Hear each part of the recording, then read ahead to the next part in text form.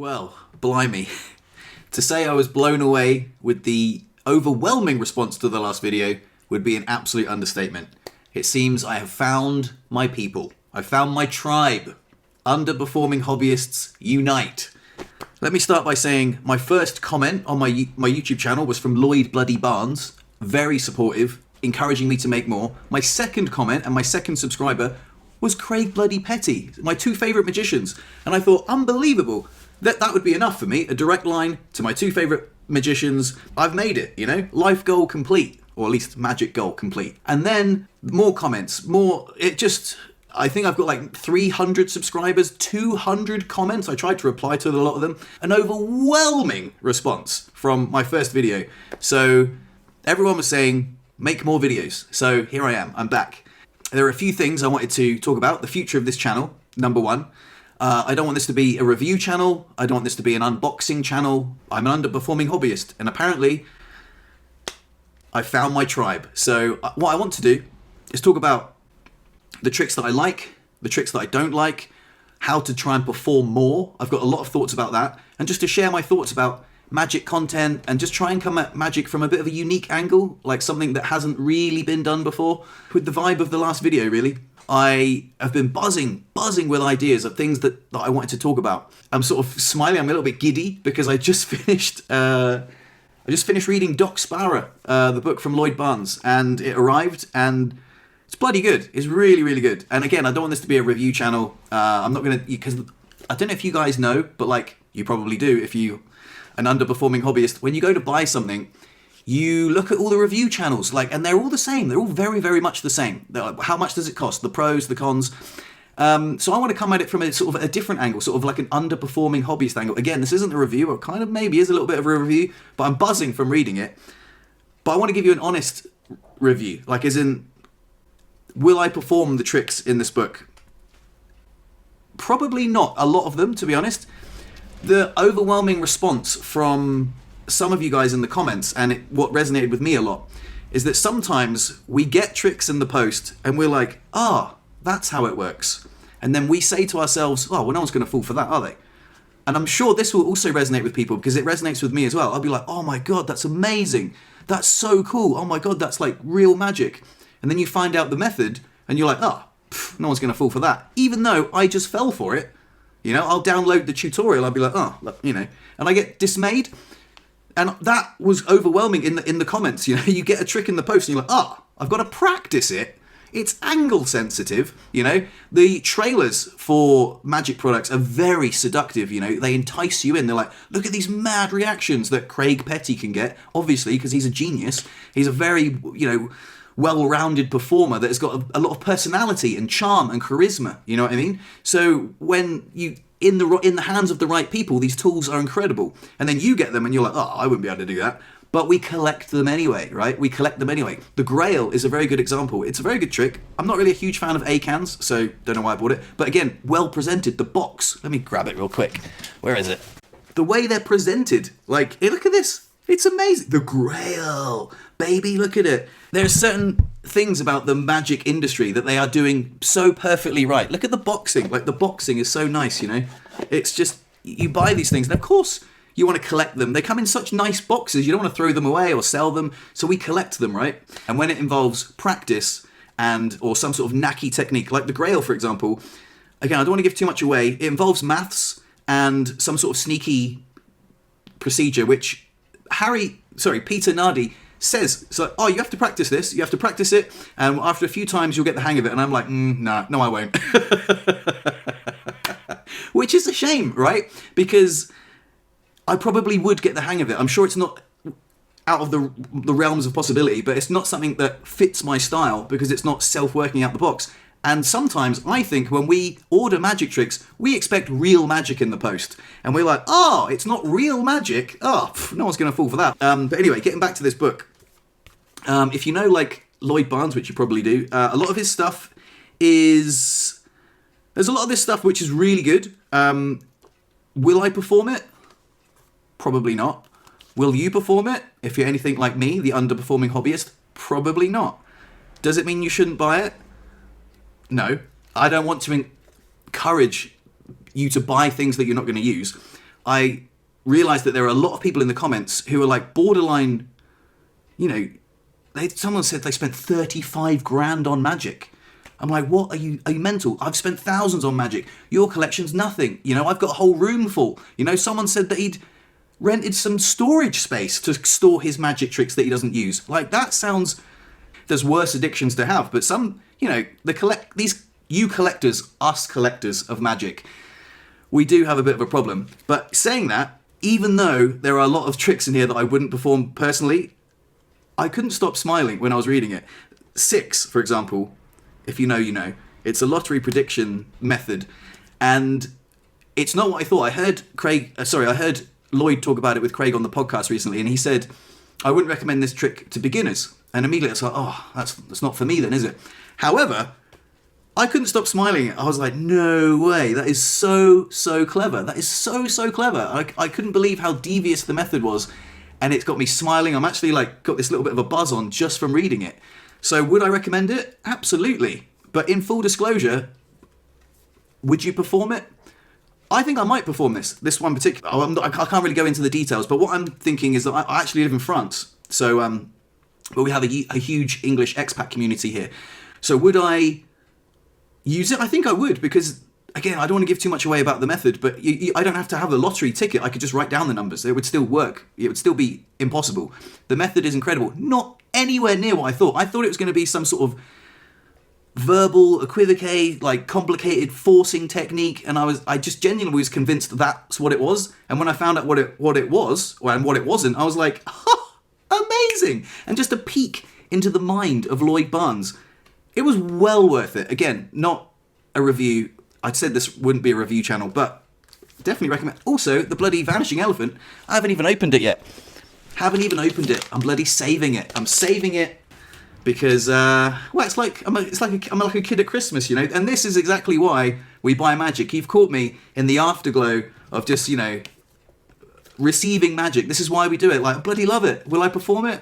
Like, there's 10 tricks in here. I can probably see me performing maybe 1 or 2. But look, I love it. I forgot about the Vanishing Elephant, which I haven't even. I thought that was part of the book. I was like, oh, I can't wait to get to the Vanishing Elephant part. And then I was like, oh, it's actually not even. That's in there. So I'm saving it because, you know, I don't want to overwhelm myself. I'm already giddy. I want to marinate in the thoughts of Lloyd Barnes and just be like, oh, that was so clever, you know. So no, I completely understand. Like, the overwhelming sentiment in the comments was, you know, I don't buy tricks to perform them. I buy them for inspiration. I want to know how they're done, you know. And us collectors of magic, yeah, I can kind of see it now. Like, at first, I wanted to. My girlfriend's right. I do spend too much money on magic, and you know, magic that I don't perform. And while I kind of have this conflicting feelings of like, I don't want to continue buying magic that I'm not going to perform. But now I realise why I buy it, because it fills me up. Like, look at me, I'm giddy, right? I like it, and I can see why you guys like it, and I can see why the magic industry is absolutely thriving at the moment. Because why not? You know, they're onto something, right? They're selling us the dream, baby. They're selling us the dream. You know, it's selling us the possibilities. Like, look, you could go out and perform to strangers, you know, but we don't. But some of us do, and the future of this channel, I want to hold myself accountable for performing more. I want to perform the tricks that I've bought. I want to go out and be a performer. I'd like to be a magician, not just a guy that does magic occasionally. I want to be a magician. I want to go out and perform. And I've got some really good, solid ideas of how to transform myself into a underperforming hobbyist into a performing hobbyist, someone who collects magic. Maybe I won't use all of the tricks, but I want to at least try and use them.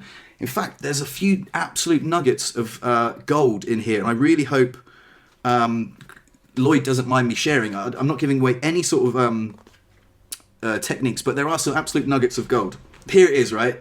I can't tell you the amount of incredible pieces of magic that I would have given up on if I had based my opinion off of my first shaky performance. I'm just going to read that to you one more time. I can't tell you the amount of incredible pieces of magic that I would have given up on if I had based my opinion off my first shaky performance. If Lloyd Barnes thinks that, right, and Lloyd Barnes is like the god of magic in my eyes, right, then of course, like when I was talking about, what was it, the heavy metal, the AirPods thing, I had one reaction where I dropped it in someone's hand and they were like, oh wow, that's really heavy. But wait a second, but that means you've been carrying this around with you all night. It's your ear. I ripped it off. Alright, wait, okay, but that means that you walk around with a rubber ear in your pocket all day? Yeah, like half the time. Oh, utter cringe. Yes, I have been carrying that around with me all night, and it is very heavy, just for a fucking lukewarm reaction, you know? And I was like, I'm never performing with that again, utter cringe. Forgetting about all the wonderful reactions where, you know, it's hit the table and people are like, no way, that's amazing, how have you done that, you know? The reason why I was sucked in and I bought it in the first place, you know? So we have this negativity bias sometimes, and sometimes I get one bad reaction, I'm like, never doing that trick again. And, you know, if Lloyd Barnes feels that way, or has felt that way, then I can look. That's one thing I've really learned from this book. There's one more quote I wanted to share with you. Where was it? Here it is. We must also remember how even the most basic of tricks blow away the smartest of audiences. I constantly need to remind myself of this when worrying if a method will work in the real world. If Lloyd Barnes needs to constantly remind himself of this, then this is a really good bit of advice. Like I said to you before, sometimes we'll get a trick. Oh, that's how it works. No one's going to fall for that. When we just felt for it. That's why we parted with our money, and that's why it's arrived in the post. You know, sometimes when you know how a trick's done, you get this imposter syndrome of like, oh, they're not going to fall for that. And this has got some gold nuggets of like magic psychology. It's definitely, again, not a review. But yeah, it's great. Haven't even opened the Vanishing Elephant, but yeah. Anyway, thoughts on this channel moving forward. I'd really like to share with you guys some of the performances I've done, some of my favorite tricks, some of the things that have worked for me, some of the most magical moments I've ever experienced, how sometimes coincidences have been the most unexplainable magic tricks that I've ever had happen. I've got really lucky sometimes. And yeah, I've got loads to share. I've got absolutely loads to share. But for now, I've got to go. I'm going to poker. I'm going to go play poker. And just one more quick thing before I leave. I am in a room full of people, my friends, right? And there's cards everywhere. There's playing cards everywhere. Well, you would think that would be the perfect place, right, to show magic. I never show magic at poker. I hate showing magic to my friends. I would much rather show magic to strangers, because strangers could believe your magic, right? Also, my friends are dickheads. They're the worst crowd to perform for, honestly. I wonder if anyone else can resonate with that, right? It would be the perfect opportunity, you know, but I just don't, because they're a really bloody tough crowd. So I'd much rather show magic to strangers. The other thing I wanted to talk about was the problem with this channel is that it's made me so giddy and excited that I've found an audience, found my voice. I can't tell anyone about it. Because if I go to poker and say, oh, bloody hell, I started a YouTube channel and I've got like hundreds of subscribers and hundreds of comments and loads of support, they're going to be like, oh, what's it called? I can't tell them, because I'm going to be talking personally about my magic experiences, and I'm going to be not necessarily exposing methods, but I'm going to be using magician lingo, and I'm going to be talking to you guys in language that you'll understand. But if I did an amazing magic trick one time and my friend sees this video, he's going to be like, oh, that's how you did it. You know what I mean? So this is my dirty little secret. I've now got another dirty little secret. I've got a magic YouTube channel, which is just between you and I, pals. I just wanted to say thank you again for the overwhelming support. Thank you, Lloyd. Thank you, Craig. And yeah, moving forward, my next video is actually going to be about asking to see a magic trick. You know, like one of the things that I find really cringy is asking to see a magic trick. I'm a 43-year-old man. When I say, hey, do you want to see a magic trick? For some reason, it just doesn't sit well with me. But of course, how are we ever going to show people magic without introducing it? I've got some really cool thoughts on that subject matter that I'd like to share with you in my next video. So with that said, thank you so much for all the support, and I'll see you in the next one. My name's Fred, the underperforming hobbyist. Peace. All right, one more quick thought before I go, because I just remembered, I saw this guy today. I work in a supermarket on a checkout, and I also live in France. So this guy was like, oh, do you get back to England often? I said, oh, I think I'm going to go back next May for a magic convention. And he said, you a magician? I said, yeah, I am actually. He said, oh, we've got a magician mate back home. He's not very good though. He sometimes tries to show us tricks, but we take the piss out of him. And I thought, oh my God, how horrible. Why would you do that? Why are some people such dicks? Oh my God, no wonder we watch the trailer, we get enticed, we're like, I could be king, I could be the king of the pub, you know? And then that's what happens, you know. It's utterly soul destroying. I think that's why we collect magic, and sometimes there's a lot of us too scared to perform because of people like that. That is just utterly mean, isn't it? So anyway, yeah, it was just a closing thought, but right, gotta go.